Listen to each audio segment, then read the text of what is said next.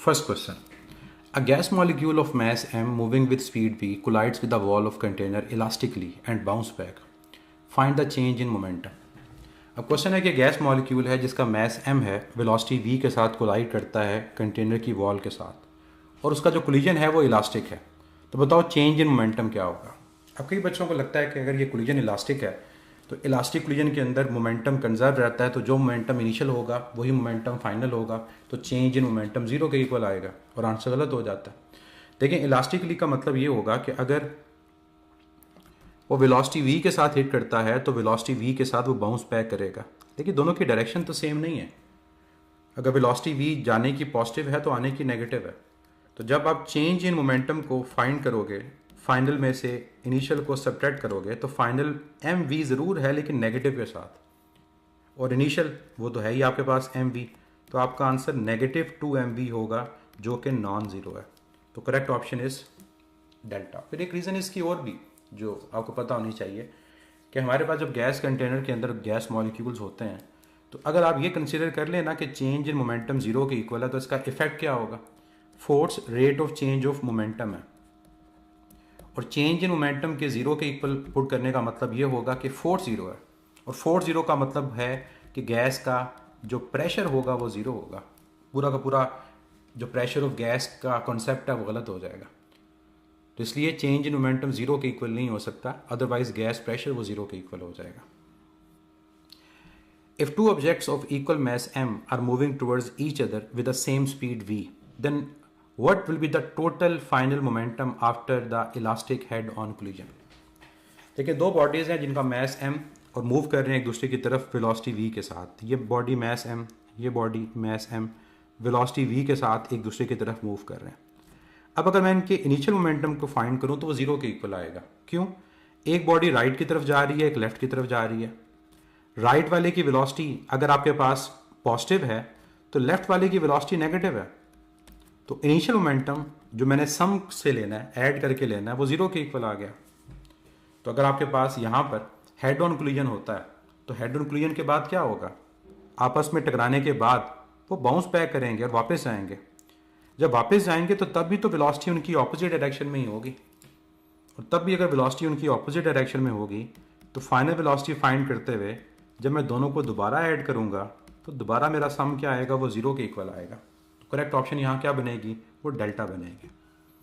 और एक और हिंट वो ये कि कोलिजन इलास्टिक है, और कोलिजन अगर इलास्टिक है तो दैट मीन्स वो आपस में स्टिक नहीं कर रहे, वो टकरा के वापस जा रहे हैं, और अगर वापस जा रहे हैं तो मोमेंटम जीरो के इक्वल आएगा। अगर इनिशियल जीरो तो फाइनल भी जीरो, ताकि इलास्टिक कोलिजन के कॉन्सेप्ट के according law of conservation of momentum apply हो।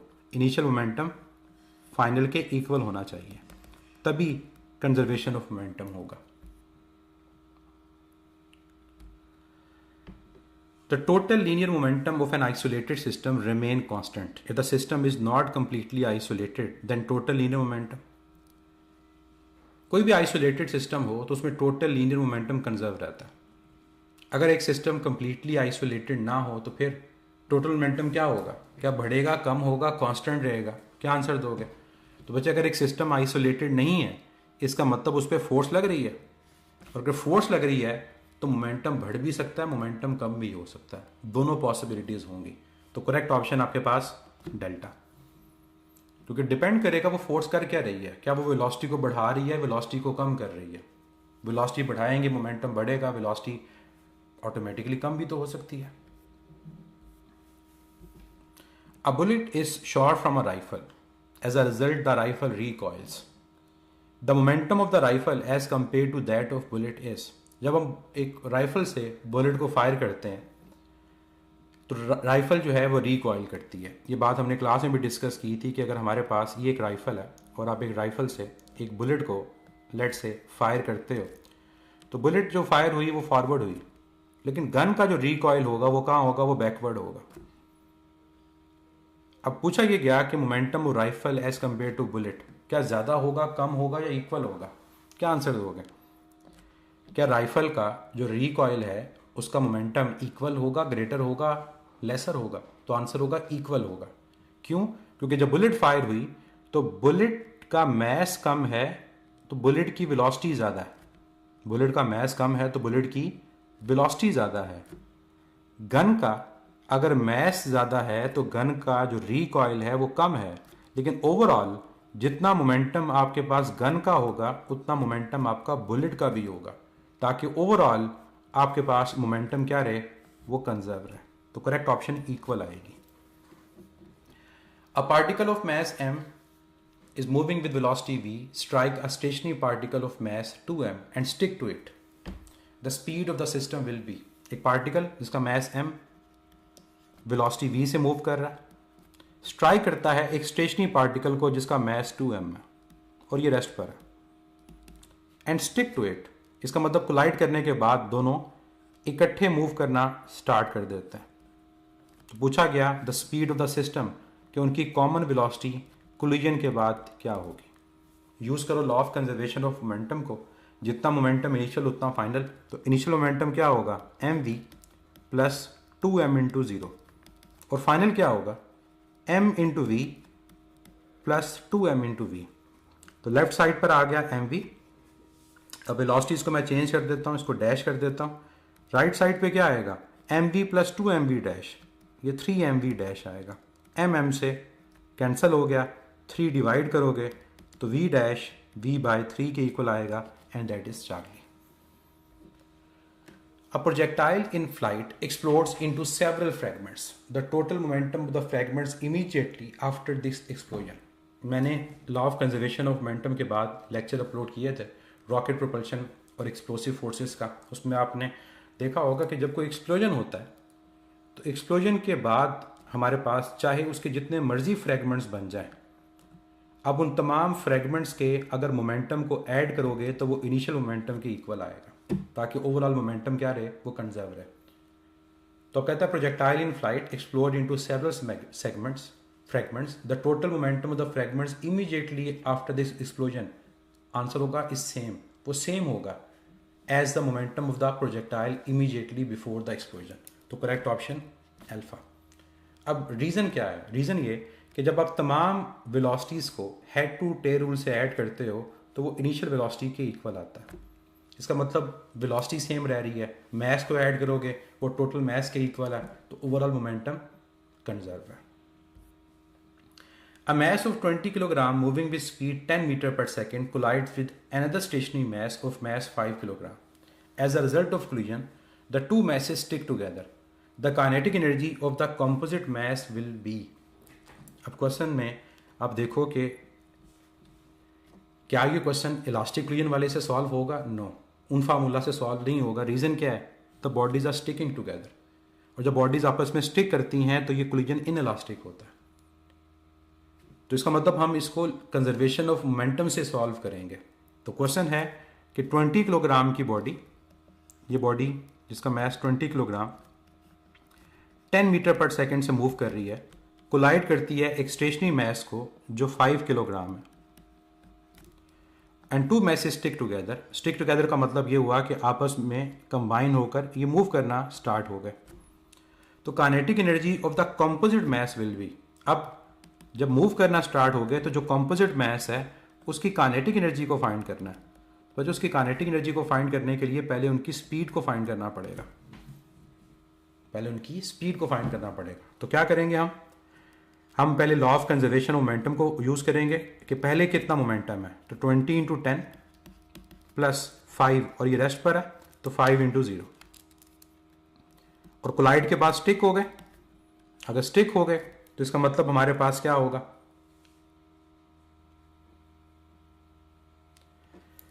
इसका मतलब हमारे पास ये होगा कि यहां पर आपके पास आएगा m जो 20 है और common velocity v dash, m जो 5 है कॉमन वेलोसिटी v डैश, ये 0 हो गया।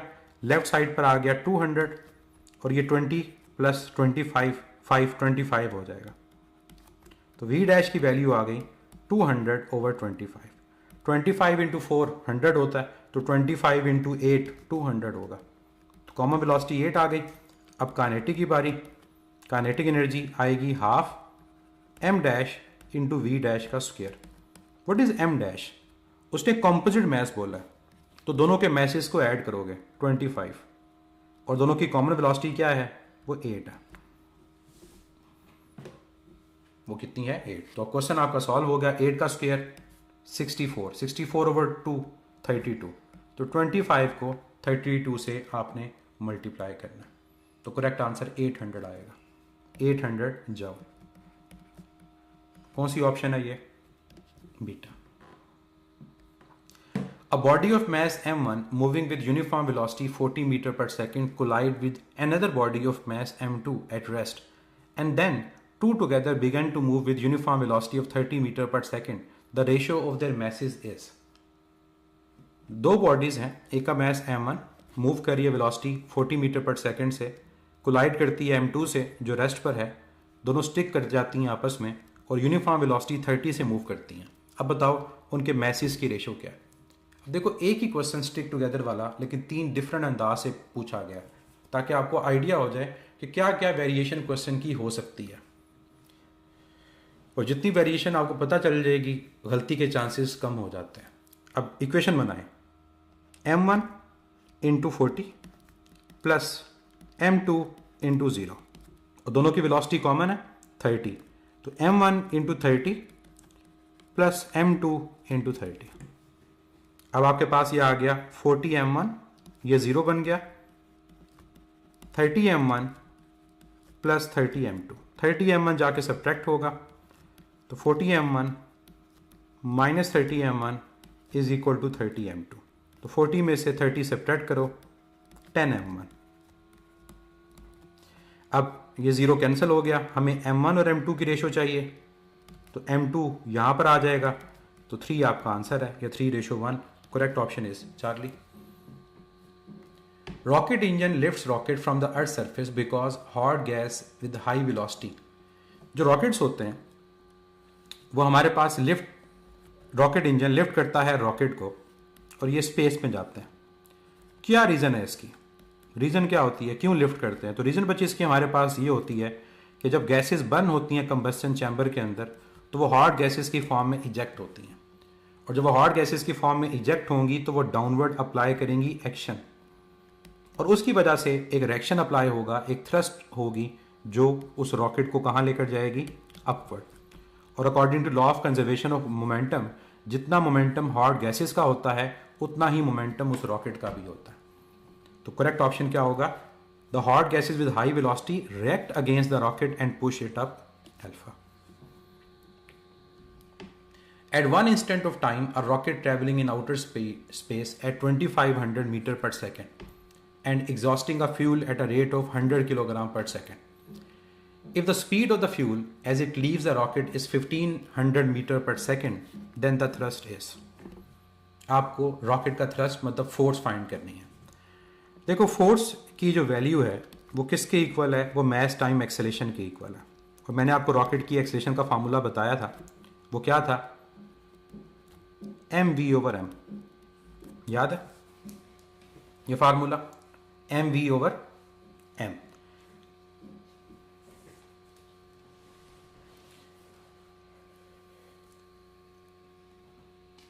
अब यहां पर ये जो लेफ्ट साइड पे m लिखा हुआ है ये कौन सा है? ये रॉकेट का मास है। अगर ये रॉकेट का मास है तो ये आपके पास इस मास से कैंसिल हो जाएगा।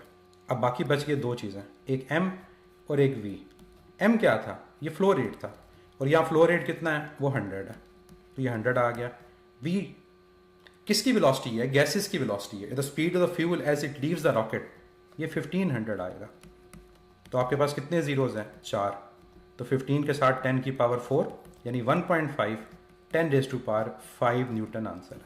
अब इस क्वेश्चन में देखो जो एक्स्ट्रा डाटा है वो ये है कि रॉकेट किस स्पीड से मूव कर रहा है। ये हमारे काम का नहीं है, ये हमें कहीं पर यूज नहीं होना, क्योंकि हमें पता है कि हमारे पास ये जो वेलोसिटी है v, ये गैसेस की वेलोसिटी है जो इजेक्ट होती हैं, और वो यहाँ पर गिवन है 1500। तो 1500 को 100 से मल्टीप्लाई करेंगे, आंसर फाइंड हो जाएगा। Correct option beta. The linear momentum of a system of a rigid bodies will be conserved if. कब मोमेंटम कंजर्व होता है? जब सिस्टम ग्रेविटेशनल फील्ड में हो, या no external forces acting on a system, या काइनेटिक एनर्जी कंजर्व हो। तो आंसर होगा बीटा। काइनेटिक एनर्जी कंजर्व या ग्रेविटेशनल फील्ड में होना जरूरी नहीं है, फोर्स का अप्लाई ना होना जरूरी है ताकि सिस्टम आइसोलेटेड हो। A gun of mass 300 kg fires horizontally a shell of mass 50 kg with a velocity of 300 meter per second. What is the velocity with which the gun will recoil? हमें mass given है gun का, हमें mass given है shell यानी bullet का, हमें velocity given है bullet की, हमें recoil की velocity find करनी है. Law of conservation momentum, जितना momentum gun का उतना momentum bullet का या shell का, इनको equal कर लो तो जो चीज़ unknown है वो कैलकुलेट हो जाएगी. तो वी जी कैलकुलेट करना है तो M B V B over M G. तो बुलेट का मैस कितना है 50, जो शेल है, जो बुलेट की वेलोसिटी है वो 300 और मैस ऑफ गन कितना है वो 3000 है. 1 2 3 1 2 3 3 जीरो कैंसिल हो गए, ये 3 भी कैंसिल हो गया तो 5 आपका आंसर है. Simple calculation alpha. A bullet of mass m moving with velocity v is fired into a large wooden block of mass capital M. If the bullet remains embedded in the wooden block, the velocity of the system will be.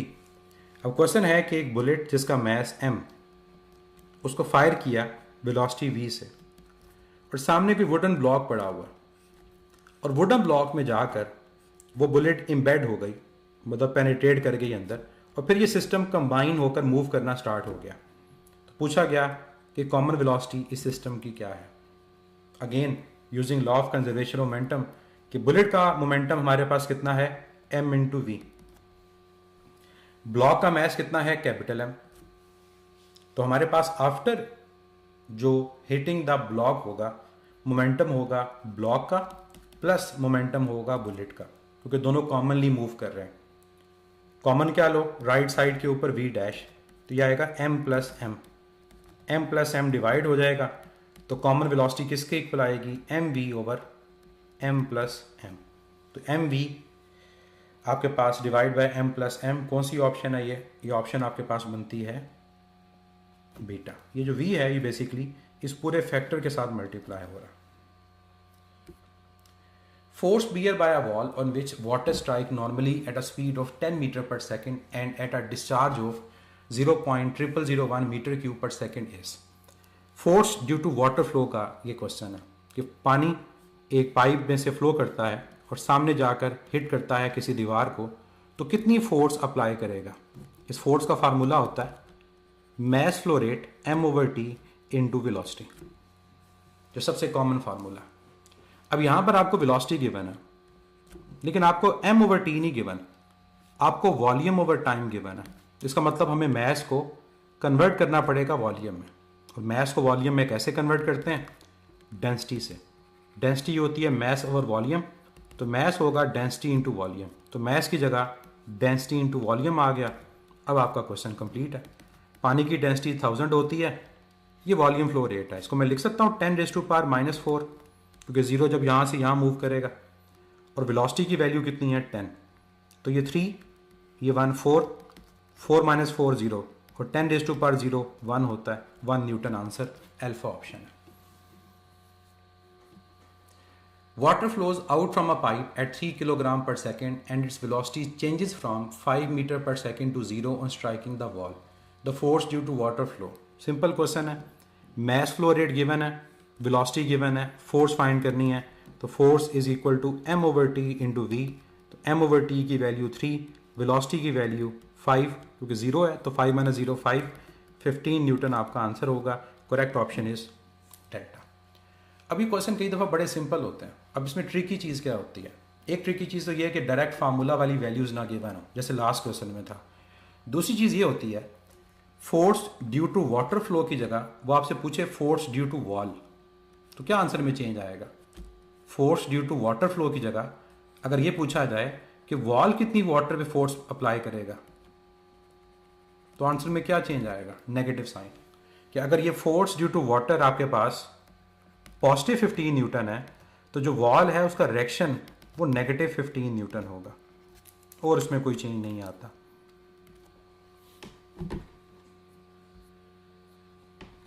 तो ये थे law of